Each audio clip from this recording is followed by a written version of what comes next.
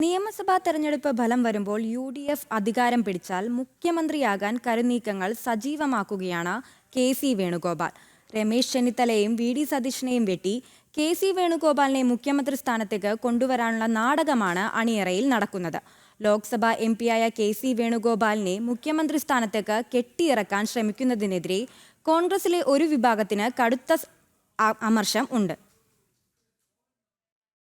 കേരളത്തിലെ വോട്ടെണ്ണലിന് ഇനിയും ദിവസങ്ങൾ മാത്രം ബാക്കി നിൽക്കെ കോൺഗ്രസിലെ മുഖ്യമന്ത്രി കസേരയെ ചൊല്ലിയുള്ള തർക്കം തെരുവിലേക്ക് എത്തിയിരിക്കുകയാണ്. ജനവിധി അറിയുന്നതിന് മുൻപേ തുടങ്ങിയ ഈ തമ്മിലടി ഹൈക്കമാൻഡിനെയും KPCCയും ഒരേപോലെ പ്രതിരോധത്തിലാക്കിയിരിക്കുകയാണ്. രമേശ് ചെന്നിത്തലയും VD സതീശനെയും ഒരേപോലെ വെട്ടിനിർത്തി കെ.സി. വേണുഗോപാലിനെ മുഖ്യമന്ത്രി സ്ഥാനത്തേക്ക് കൊണ്ടുവരാനുള്ള തിരക്കഥ അണിയറയിൽ ഒരുങ്ങിയിരിക്കുകയാണ്.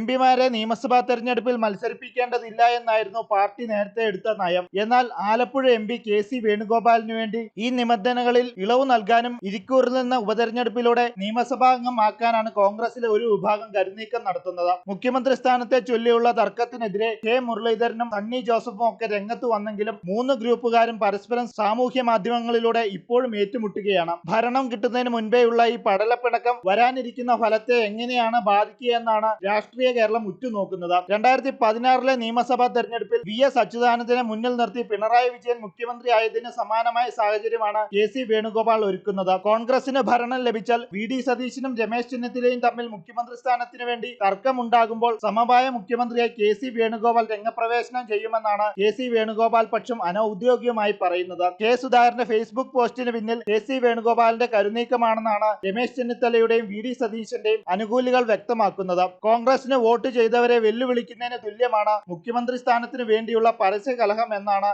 രാഷ്ട്രീയ നിരീക്ഷകർ വിലയിരുത്തുന്നത്. ജനം, തിരുവനന്തപുരം.